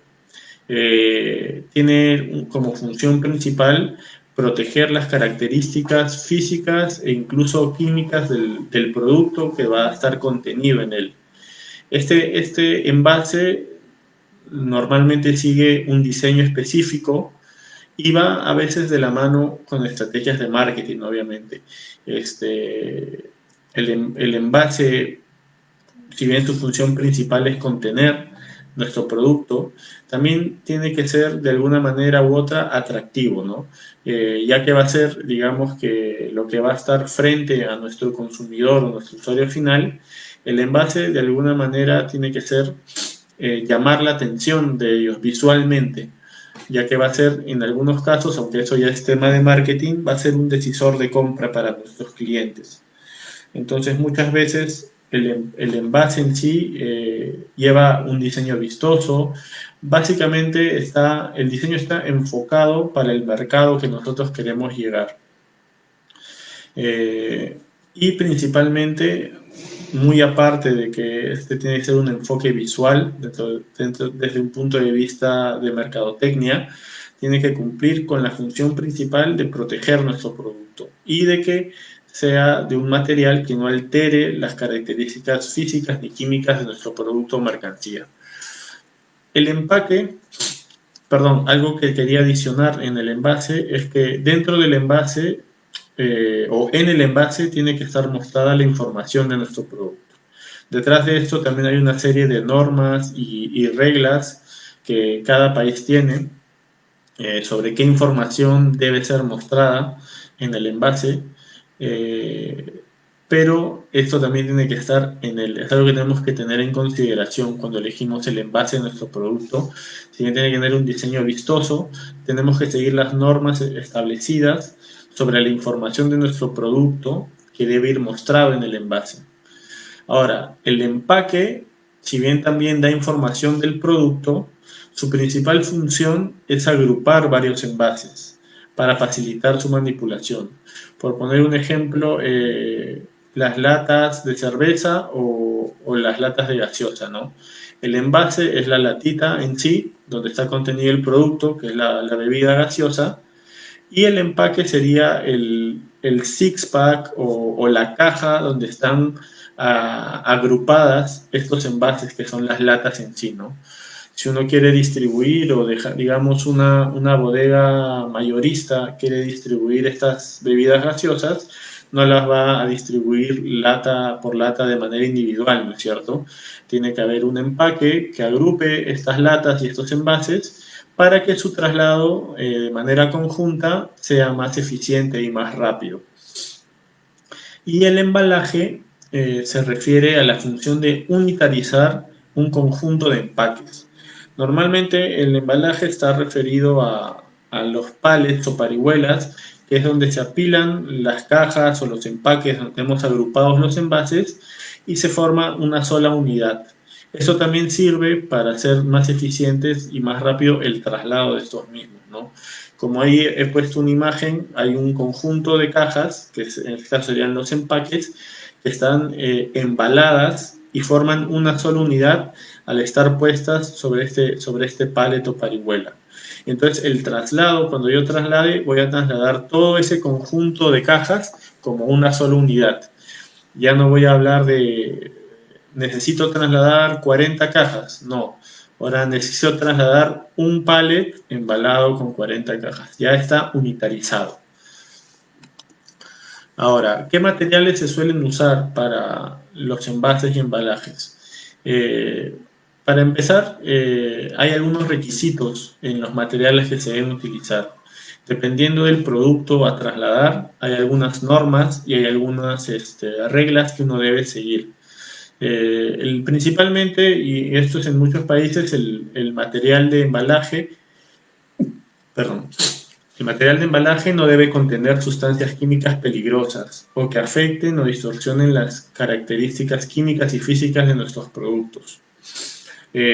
Tampoco pueden estar hechos en base a algún producto químico que pueda afectar la salud de las personas o usuarios finales. Y como les mencionaba, para todo esto existe una normativa que está alrededor de los envases y embalajes. Incluso está normado el contenido de la información de nuestro producto que debe ir. Seguramente muchos hace poco menos de un año, se dieron cuenta que en muchos de los envases la normativa ahora les exigía colocar si es que son altos en grasa saturada, si es que son altos en sodio, e incluso de qué tamaño en comparación al envase debe ir este aviso. Entonces, hay detrás de eso toda una normatividad que uno debe seguir al momento de diseñar el envase o el embalaje, o el empaque, perdón. Para el caso de los embarques de exportación, se deben considerar las normativas internacionales. Cuando uno quiere exportar un producto, ya sea vía marítima o vía aérea, se pide, por ejemplo, que nuestro empaque o nuestro embalaje tenga alguna normatividad. Si se va a transportar vía aérea, digamos, un empaque de madera, tiene que ser una madera que haya sido tratada, que sea de alguna manera no produzca hongos, sea de alguna manera ignífuga. Lo mismo para el transporte marítimo. Tiene los materiales que se usan para los empaques, tienen que seguir una normativa. Ya dependiendo del producto que uno quiera exportar, es que va a poder saber qué tipo de material o qué tratamiento debe tener el material de mi empaque en el cual yo lo voy a exportar. Entre los principales materiales está, bueno, pues la madera, el cartón corrugado para las cajas comunes o convencionales, el papel para algunos envoltorios, las fibras vegetales, que son todos estos productos que ahora están muy de moda, que son biodegradables para cuidado del medio ambiente, y los plásticos, ¿no? Estos digamos que son los materiales más comunes que se utilizan para los envases y el embalaje y los empaques. Acá es una imagen, digamos, para referencia de cómo son los tipos de pallets para el traslado de las mercancías. Estos tipos de pallets suelen ser estándar alrededor del mundo de manera global, ya que facilitan el transporte de estos mismos al estar ya unitarizados. Como lo mencionaba, el uso de pallets va a servir para unitarizar las cargas que uno va a trasladar. Entonces, al momento del traslado, fuera ya del modo de transporte, digamos que o para la estiva y carga de estos mismos en el modo de transporte elegido, o para el apilamiento o el ordenamiento dentro de un almacén, lo usual es que se utilicen patines neumáticos o montacargas, ¿no? Estos montacargas, que la mayoría de ustedes debe conocer, que tiene dos uñas en las cuales van a servir de soporte y van a ingresar en las entradas de los pallets. Hay de distintos tamaños y distintas medidas, pero básicamente se puede decir que siguen un estándar, ¿no? Y acá en esta imagen pueden ver algunas de los distintos tipos de pallets o de distintos tipos de unidades de embalaje que se suelen utilizar.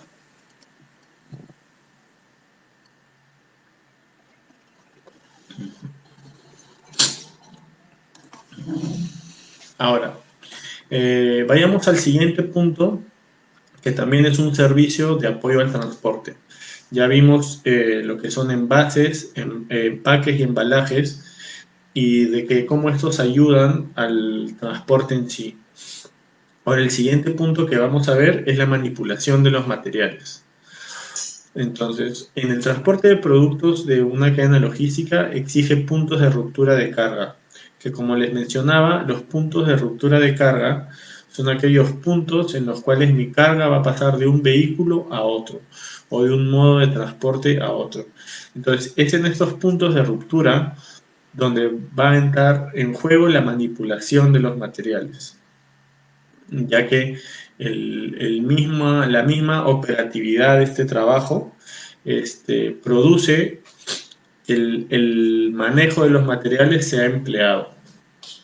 Entonces, a la manipulación que tienen los productos, ya sea durante el almacenaje, durante la carga, la descarga, el transporte, la distribución, a este manejo de los materiales o manipuleo de los materiales se le conoce como el manejo de materiales. Los objetivos del manejo de materiales son los siguientes: es obtener menores costos. Una manipulación excesiva, manual o muy automatizada, pero sin economías de escala, va a generar costos altos, que van a afectar la competitividad de la cadena de suministro. Si yo genero menos costos en mi red de transporte, voy a poder generar mayores beneficios en mis ingresos finales para la compañía. Entonces, como regresamos, digamos, al concepto de logística, generar eficiencia, generar ahorro. Si yo genero ahorro en mi red de transporte, voy a generar ahorro en mi red logística, lo cual va a beneficiar, obviamente, beneficiosamente a la compañía. Entonces, si yo tengo una manipulación de materiales reducida lo mayor posible o automatizada, pero de manera eficiente, entonces voy a generar menos costos en mi manipulación de materiales. También uno de los objetivos que busca la manipulación de los materiales es rapidez. Tal vez un sistema manual y poco automatizado de la manipulación de materiales va a generar periodos de tiempo mayores. Entonces, en logística, algo que es muy importante es el tiempo. Y un mayor tiempo puede generar mayor costo o mayor gasto. Entonces, si yo puedo generar ahorro de tiempo en mi cadena logística y en mi red de transporte, estoy generando también un ahorro económico. Entonces, uno de los objetivos justamente de los materiales es que sea con la mayor rapidez posible, que entre los puntos de ruptura de carga me demore el menor tiempo posible debido a la manipulación de materiales. Otro de los objetivos que busca la manipulación de materiales es evitar mermas. Muchas veces el manipuleo de materiales lo realizan personas, entonces está sujeto a un error humano. Entonces, si yo puedo dotar a esta persona de herramientas que le permitan reducir este error, voy a generar una mayor cantidad de mermas o de productos perdidos debido a una mala manipulación de materiales. Por ejemplo, como pongo acá en la imagen, el uso de un montacargas. Si yo quisiera poner personas a cargar las cajas para apilarlas en los anaqueles de mi almacén, entonces, uno, que demoraría más tiempo, y segundo, que tendría un mayor riesgo de que algunas de estas personas, por algún error, deje caer alguna de estas cajas y perjudique o se rompan los materiales que están dentro, lo que me generaría pérdidas. Pero si a una sola persona yo la doto de una de estas herramientas, que puede ser un montacargas u otras herramientas que hay, entonces voy a ayudar a que su trabajo sea más eficiente, y al hacer más eficiente su trabajo, también voy a generar una eficiencia en mi cadena logística. Y de esta manera voy a evitar mermas o pérdidas al momento de manipular materiales. Y otro de los objetivos es la seguridad. Si bien hay sistemas de manipuleo de materiales automatizados, todavía hay muchos en los que es necesario la participación de las personas. Y es necesario que estas personas se rijan bajo estándares de seguridad para realizar este manipuleo. Ya hay incluso normativas laborales y de seguridad y salud en el trabajo, donde hay normativas específicas de cómo o de qué accesorios debe tener una persona para manipular cargas pesadas o semipesadas. Si van a ser cargas manuales, muchos de estos tienen que estar una faja al nivel de la cintura, o por ahí usar algún tipo de sistema de poleas o de ganchos que permita que las personas puedan realizar el trabajo con un esfuerzo que no sea desmedido y de esta manera proteger a ellos, darles seguridad y proteger su salud. Dentro del manipulado de materiales, quisiera en este punto hablar un poco de lo que es la estiba y los componentes de sujeción. La estiba es básicamente el apilado de los materiales en nuestros almacenes. Tal vez en los almacenes pequeños la tarea sea un poco más sencilla, el apilamiento, pero hay almacenes muy grandes en los cuales tienen anaqueles de muchos niveles y es necesario apilar nuestras mercancías y nuestros productos que van a ir ahí. Para ello es necesario conocer las características del envase y los empaques y también tener en cuenta la resistencia que van a tener estos mismos, ya que al estar apilados van a estar sometidos a peso y presión. Entonces es necesario utilizar acá el empaque adecuado y saber qué empaque estamos utilizando nosotros para el momento de apilarlo no sufrir alguna pérdida o merma. Y también de alguna manera darle seguridad con estos componentes de sujeción, que pueden ser materiales que se usan para el trincado, algunos anclajes de carga, poner vigas, entre los anaqueles poner estos tapetes que son de goma antideslizantes, que va a permitir que no sufran algún movimiento o algún desliz y puedan se puedan caer de los anaqueles por alguna maniobra accidental. Embalarlos con bolsas de aire, espuma, para que sufran un menor deterioro en caso de algún golpe, en caso de alguna caída también, ¿no? Entonces estos son componentes o factores que son buenos considerar al momento del manipuleo de materiales. Algo también para añadir estamos hablando acá en este caso de la parte exterior al embalaje, pero también al interior es necesario considerar estos tipos de componentes de seguridad. Por ejemplo, si yo voy a estar llevando carga frágil, es necesario que dentro de la caja donde va a estar colocado mis productos o mi producto esté protegido de manera correcta, ya sea con espuma, puede ser Burbupack, que permite aminorar el impacto de los golpes, ¿no? Sí, sobre todo tener esto en cuenta cuando el tipo de carga o el tipo de producto que vamos a trasladar es un producto frágil. Y ahora el tercer punto, que es lo que ayuda a un servicio que ayuda al transporte de la logística, son las tecnologías de información. Las tecnologías de información van a ser estas herramientas y métodos empleados para retener, recabar, distribuir y manipular la información de nuestros productos. Esta tecnología de información se encuentra generalmente asociada con las computadoras y las tecnologías que están disponibles y son afines a la aplicación que va a tener nuestra red logística o la aplicación que va a tener nuestra red de transporte. Y van a ayudar mucho a hacer la toma de decisiones a nivel empresarial o a nivel logístico. Estas tecnologías de información son fundamentales para dar rápida respuesta, generalmente en tiempo real. Actualmente ya se permite realizar esto en tiempo real y tener esta información disponible para los clientes y proveedores.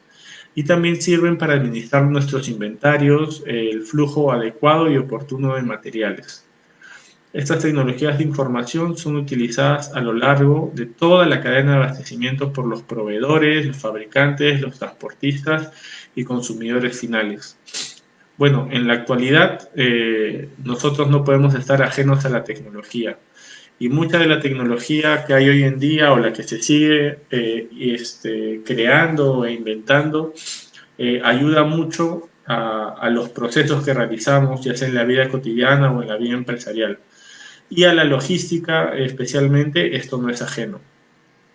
Hay muchas tecnologías de información desarrolladas específicamente para la cadena logística.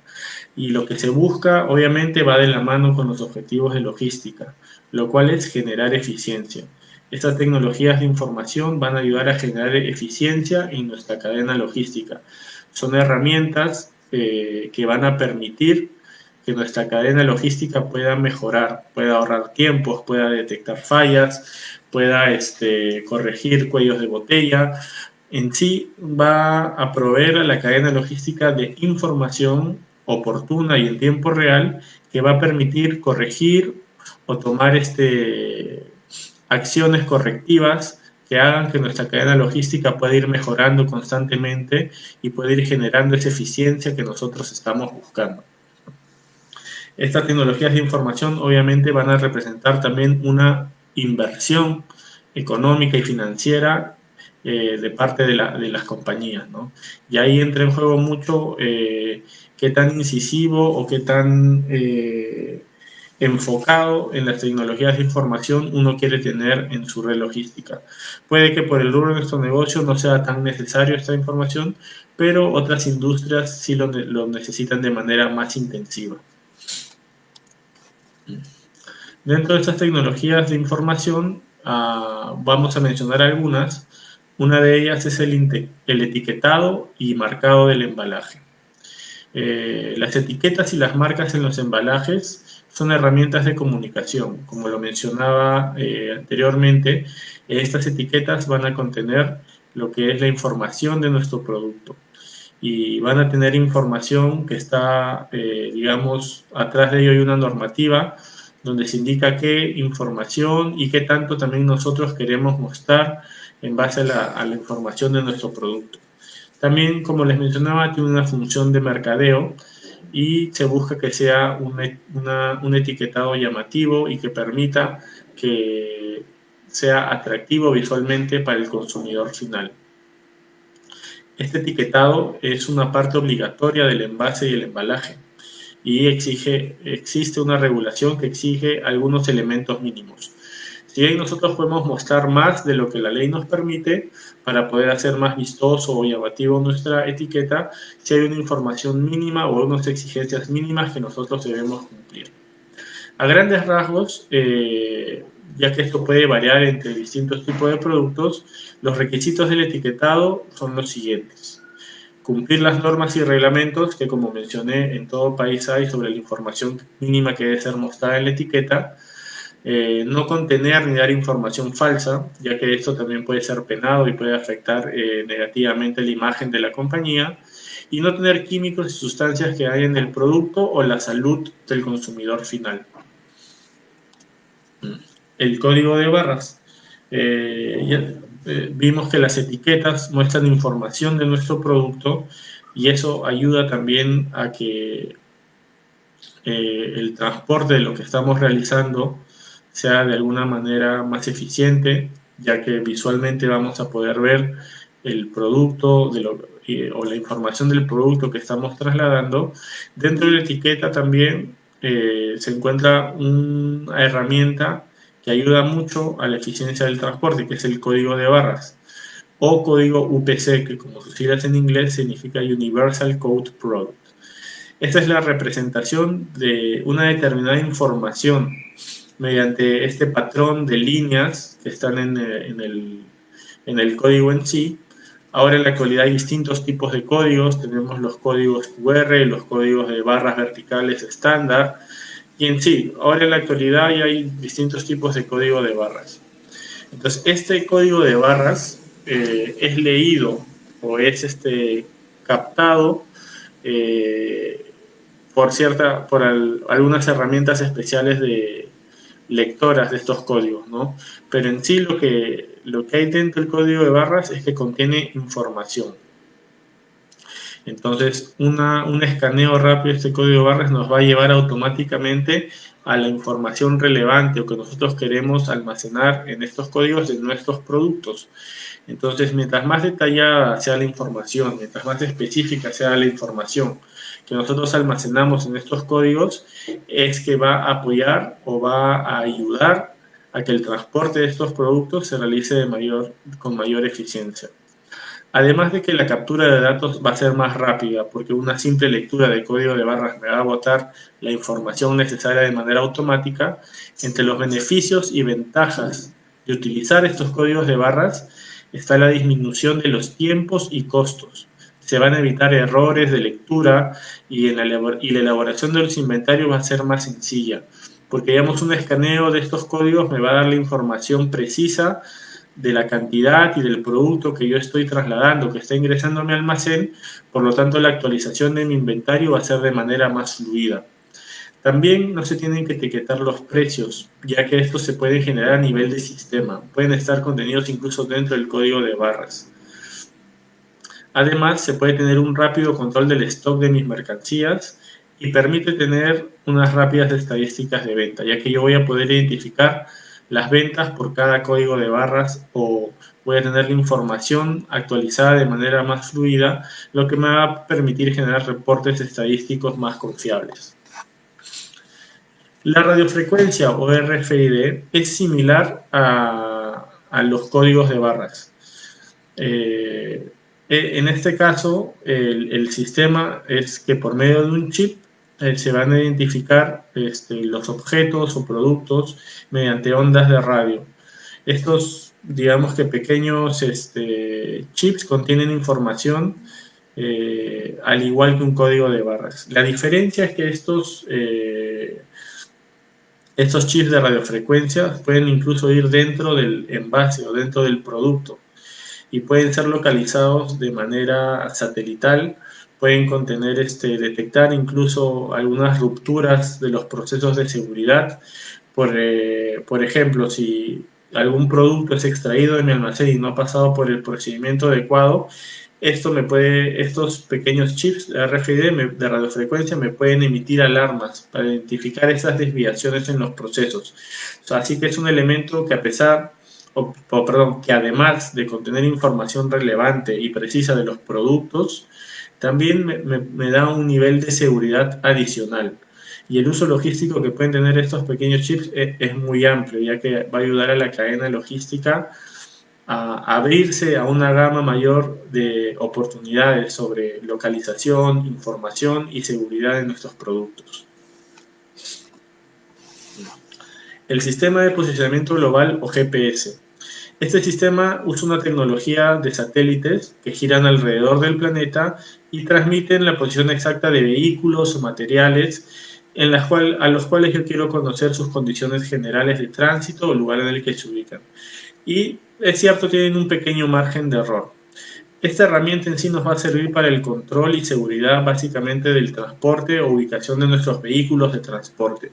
Si nosotros queremos hacer seguimiento al transporte de nuestras cargas, tener una flota de camiones o una flota de transporte o tercerizar un servicio de transporte que cuente con localización GPS nos va a dar un nivel mayor de confiabilidad. Y eso también nos va a permitir a tener un nivel de servicio mayor para nuestros clientes. Ya que nosotros vamos a poder dar información precisa del estatus de la ubicación de nuestros traslados. Actualmente, muchos de las empresas de transporte, ya sea aéreo, marítimo o incluso terrestre, cuentan con este sistema, ya que da un plus de confiabilidad tanto para uno mismo como para el cliente que quiera usar nuestros servicios. Por último, vamos a ver lo que significa la planeación de recursos de la empresa. Este es un quinto elemento que también ayuda mucho al apoyo al transporte. Los ERP, como se les conoce básicamente, por sus siglas en inglés, son programas informáticos que se utilizan para administrar de forma coordinada a las empresas. La principal ventaja que tienen estos sistemas es que conectan en tiempo real los distintos departamentos de una empresa. Así nos permite producir o comprar lo que necesitamos.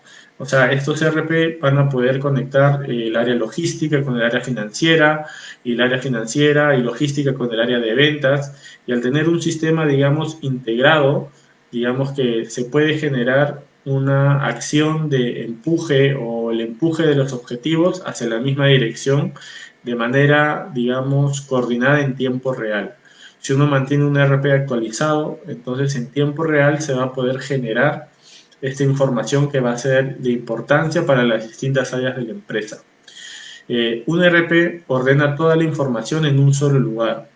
Entonces, todas las áreas involucradas y las personas que toman decisiones van a poder tener acceso a esta información. Y al tener esta información actualizada de manera oportuna, va a ayudar a poder tomar decisiones o mejores decisiones. Al tener uno la mayor cantidad de información posible, va a permitir una mejor toma de decisiones. Los componentes comunes de un ERP son las finanzas, como lo dije, los servicios, recursos humanos, ventas y toda la cadena de suministro en general. Estos 5 elementos que hemos visto, que yo he querido mencionar acá, son básicamente lo que va a apoyar mucho a la eficiencia del transporte. El tipo de envase y los tipos de envases, embalaje, la manipulación de materiales y las tecnologías de información, que lo hemos podido desagregar acá en lo que son las etiquetas, lo que son los códigos de barra, lo que son los códigos de radiofrecuencia o RFID, lo que son el sistema de GPS y el sistema ERP. Para los que quieran ahondar un poco más en esto o conocer un poco más en esto, los invito a buscar en YouTube o en Internet un video de cómo funciona el almacén de la compañía Amazon. Esta compañía, seguramente conocidos por todos, que es una compañía gigante, su dueño, que es Jeff Bezos, que es una de las personas más ricas del mundo, tiene un sistema de almacenes que está totalmente automatizado y que utiliza muchas de estas tecnologías de información, incluso ya con un desarrollo aún mayor, lo que le permite tener este tipo de almacén, que los invito nuevamente a ver en YouTube, y se van a quedar impresionados de la manera de cómo se maneja y el nivel de automatización y de las tecnologías que usa esta compañía. Y bueno, esto ha sido todo por hoy. Yo les agradezco a los que se hayan conectado. Conmigo será hasta otra oportunidad. Nuevamente darle las gracias a la escuela ESIEP, la Escuela Integral de, perdón, la Escuela Integral de Especialización Profesional, que me dio la oportunidad para poder compartirles esta información con ustedes. Acá les dejo mis links y contactos si ustedes quieren para algún servicio o consultoría logística poder contactar conmigo. Ahí tienen mi correo, tienen el link de mi LinkedIn. Cualquier consulta o servicio que ustedes quieran requerir de mi parte me pueden contactar sin problemas. Seguramente ESIEP, la escuela, les enviará a ustedes la presentación que he podido compartir con ustedes el día de hoy. Acá encuentran algunas referencias bibliográficas que he utilizado para la presentación de hoy día. Y bueno, nuevamente agradecerles a los que se hayan conectado, a los que hayan tenido el tiempo para aprender un poco en este curso introductorio de logística, y espero les haya servido de mucho. Nuevamente conmigo será hasta otra ocasión y les agradezco mucho su presencia. Conmigo será hasta otra oportunidad. Hasta luego.